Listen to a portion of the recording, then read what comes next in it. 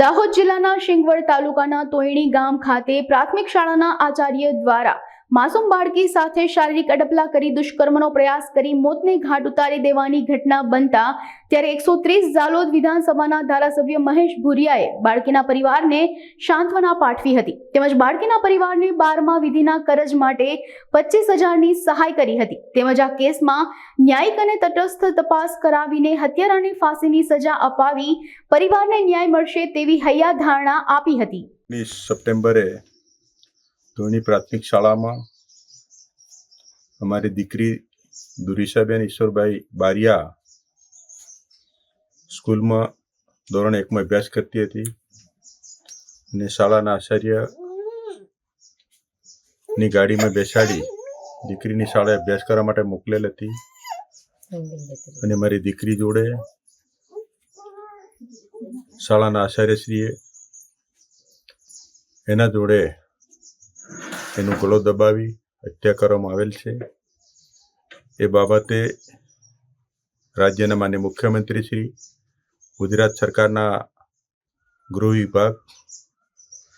અને range IG, જિલ્લા police વડા અને અમારી સરકારે સઘન તપાસ કરાવી 48 કલાકની અંદર અમારી દીકરી ધ્રુવિશાને ન્યાય મળે એના માટે રાજ્ય સરકાર,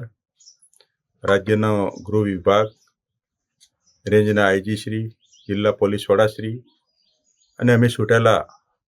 15મી વિધાનસભાના ધારાસભ્ય તરીકે અમારી ફરજ બને છે। જિલ્લો હોય, તાલુકો હોય, ગામડું હોય, કાયદો અને વ્યવસ્થા જળવાઈ રહે અને આવી મોટી ઘટનાઓ બને ત્યારે અમારી દીકરીઓને ન્યાય મળે આના માટે રાજ્ય સરકારની ન્યાયાલય શરૂ કરવામાં આવેલ છે અને ન્યાયાલયની પ્રક્રિયાની અંદર ઝડપભેર આ કેસ ચલાવી અને તોમતદારને ફાંસીની સજા મળે એ રીતની રાજ્ય સરકાર ગતિથી ન્યાયિકપણે તપાસ કરાવી રહી છે। દેશના અમારા યશસ્વી પ્રધાનમંત્રી, વૈશ્વિક નેતા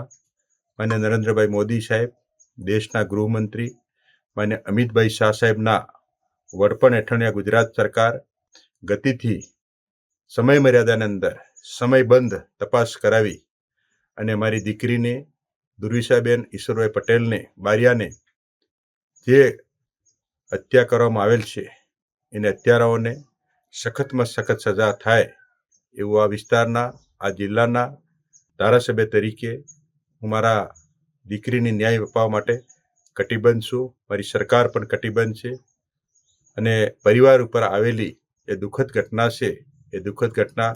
ભગવાન એમને શક્તિ આપે દુઃખ સહન કરવાની એ જ અભ્યર્થના સહ અમારી દીકરીને શરણોમાં કોટી કોટી વંદન। 130 ઝાલોદ વિધાનસભા ધારાસભ્ય મહેશભાઈ ભુરિયા।